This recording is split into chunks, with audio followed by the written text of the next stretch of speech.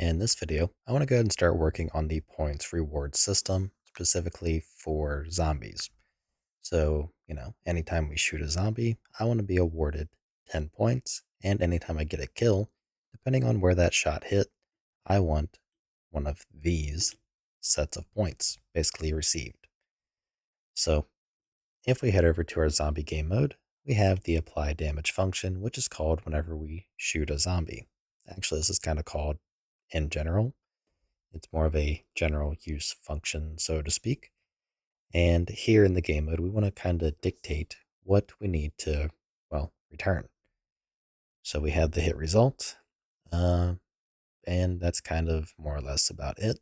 We have the person who did the damage, but we don't have much else information. We don't know if the person that was hit, are they a pawn? Do they have an ability system component to dictate that? Where were they hit? What bone? Do we have to do another switch on the hit result bone name? That kind of stuff. So we want to modify that function because if we look at our fire ability here, we are already dictating which bone was hit. And we can also pass in other information such as, what type of damage was dealt. So in this case, it would be a firearm. Then we might have another one which would be explosive, and then another one which could be knife. So let's go to our game mode interface here and add some additional, stuff. So we have the hit result. Now we want to know what bone was hit. So what was it? E bone something something. Oh, E body part. So let's call it hit body part. So we want to go ahead and, because it's an enum, we can just do a const reference, which is kind of pointless, but I more so just want to be able to forward declare it, not have to include it. So we have that, and let's see, we have the body part, we need the type. So let's go here, duplicate, and this will be the E damage type. So we'll have simply firearm. Let's do a knife and explosive, or explosion or explosive. Yeah, we'll do explosive.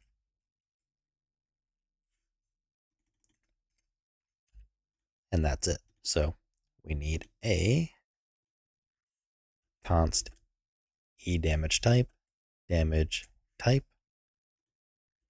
that we can also use to dictate our points. So let's go ahead and bring these two parameters in like so. And then we need to pass them along. So after the hit result, we want to pass in the hit body part, which means we need to store it up here and kind of out of the way. Well, not out of the way, but outside of the switch. So that way we can pass it in, and then we need the damage type. So E damage type, we want the firearm. Now that we have that, let's go ahead and compile just to make sure everything does build. Okay, so we finished building, and we should have, pretty much all the information I think that we would need to handle, this chunk here.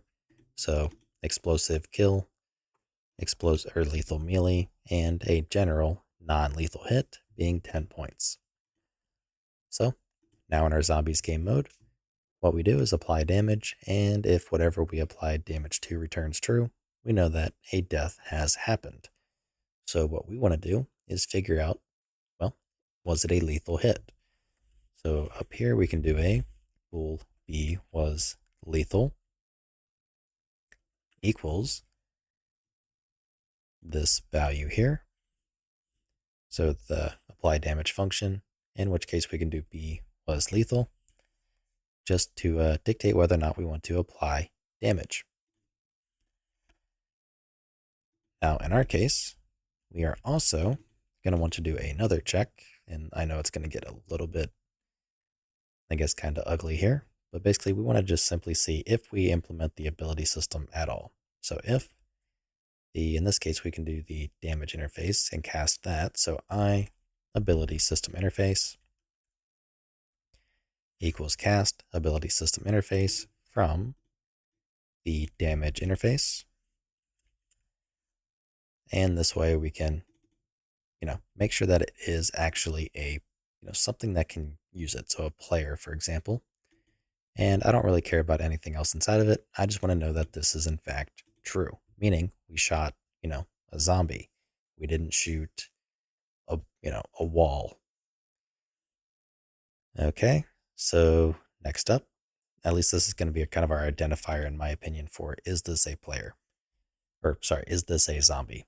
So next up, we want to do our check. So if B was lethal, we can do stuff. Otherwise, we can do other stuff. And if we do other stuff, we just want to basically have a magnitude of, say, 10. So let's go ahead and make a default float. Let's do, let's call it the hit reward magnitude, and we can just set it to the default of 10. So in this case, we actually don't even, I think, need the else. So from here, we want to get from damage causer, we basically just want to send an event to it. So this is going to send the event to the shooter. So damage causer, or sorry, the U ability system blueprint library, send gameplay event to actor, and the actor being the damage causer. Then we want the event tag. So we need to make a event tag dedicated to some kind of reward. So data tags, gameplay event tags.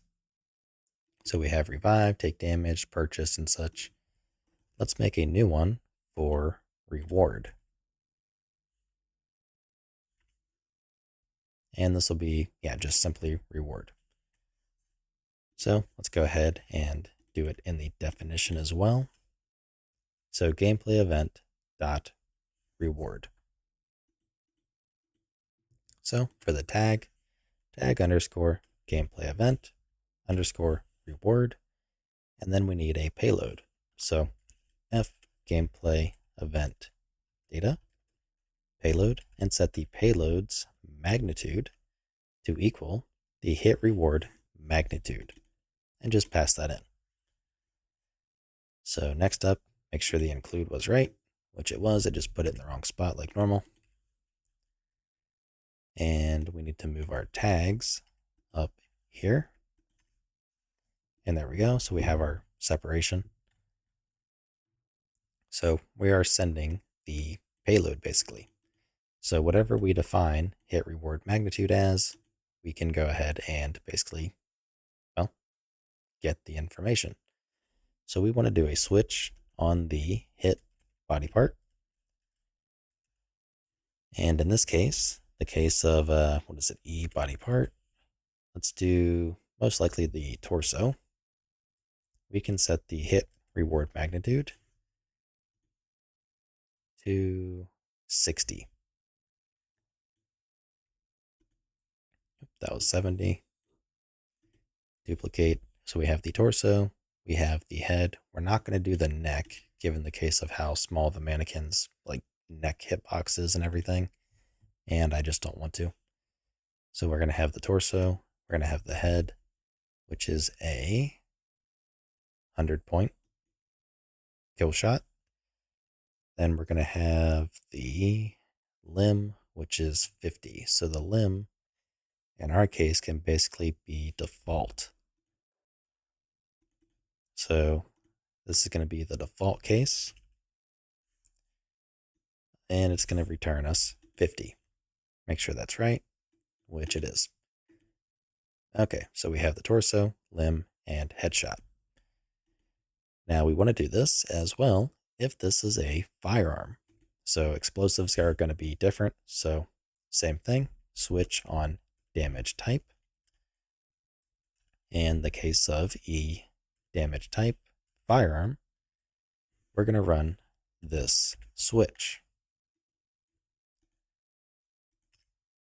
And that's going to be kind of it for now, because we don't have any other things. We don't have explosives or knife. So Here we can set our multipliers, and I do at some point want to move these into the project settings, so that way the project itself can be what defines them.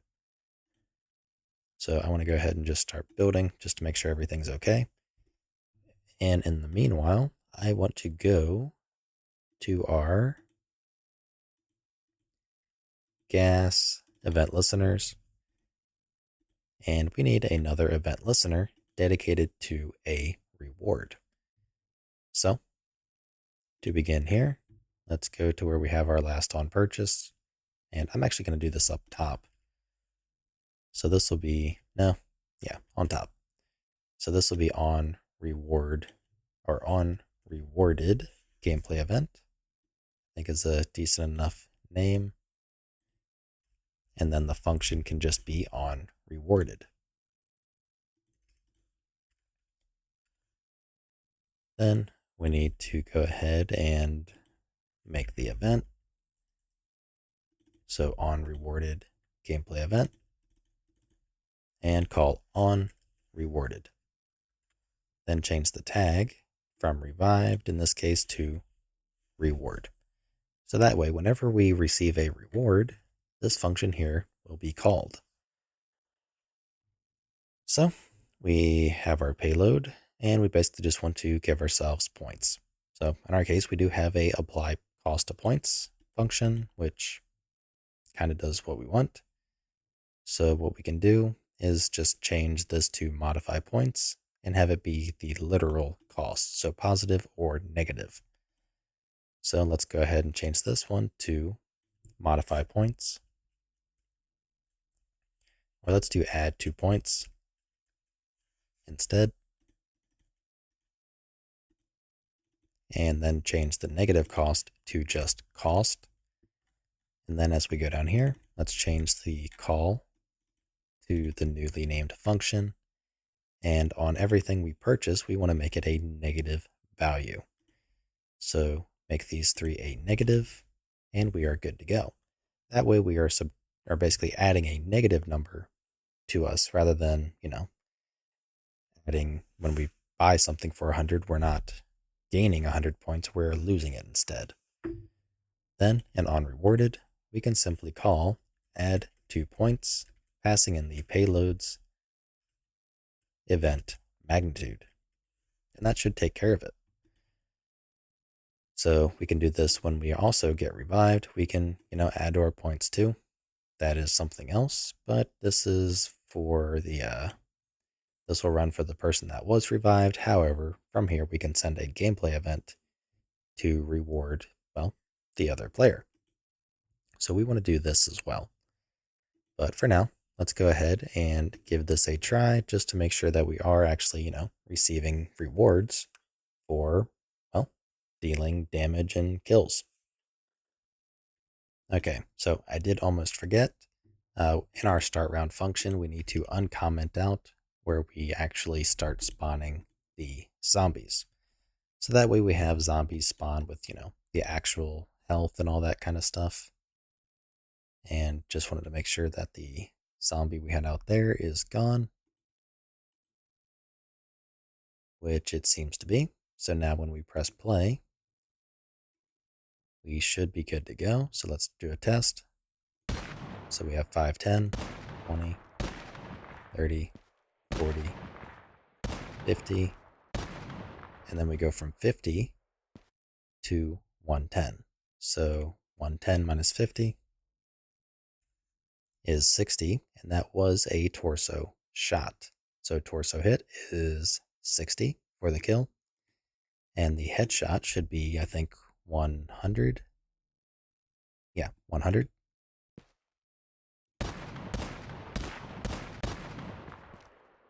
Okay, so I did not pay attention at all to what I got.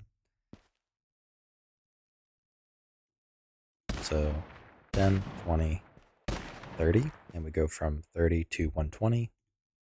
So 120 minus 30. Oh, wait, sorry.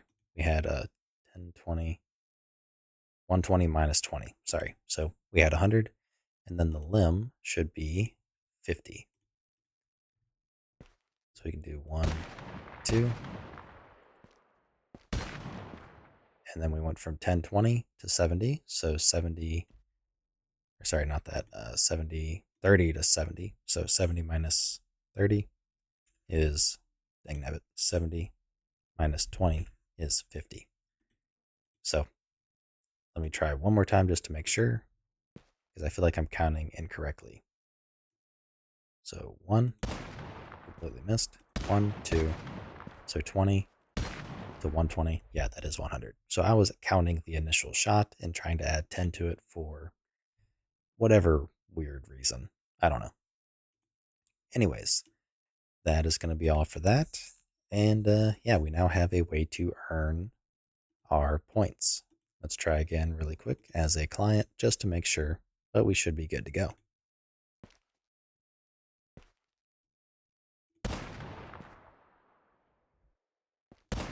So that is immediately adding 100, 10, and we are seemingly, that's interesting,